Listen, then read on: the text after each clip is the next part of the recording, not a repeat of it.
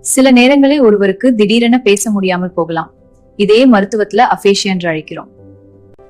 திடீரென குரல் இழப்பு ஏற்பட்டால் உடனே மருத்துவரை அணுகுங்க. சரியான சிகிச்சையால் பலருக்கு மீண்டும் பேசும் திறன் திரும்பலாம். பேச்சு திறன்களை சரி செய்ய அக்குபஞ்சர் பாயிண்ட் என்று பார்ப்போமா? எனக்கு பேச வரவில்லை. என்ன ஆயிற்று என்று தெரியவில்லை. பயப்படாதே குழந்தையே, எல்லாம் சரியாகிவிடும்.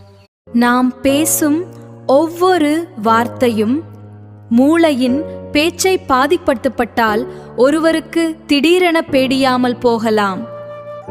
இந்த நிலையை மருத்துவத்தில் அஃபேஷியா என்று அழைக்கிறோம்.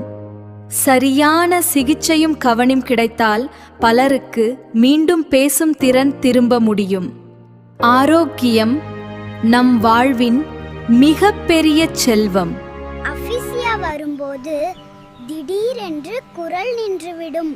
பேசுவது மிகவும் கடினமாகிவிடும். சில சமயங்களில் பேசும் சக்தி திடீரென்று போய்விடும். பேச முடியாது. அன்பு சொந்தங்களே, naturopathy doctor Ashwitha YouTube channel உங்களை அன்புடன் வரவேற்கிறது. அன்பிற்கினிய சொந்தங்களே, சேனலை லைக், ஷேர், சப்ஸ்கிரைப் செய்யுங்க. நன்றி.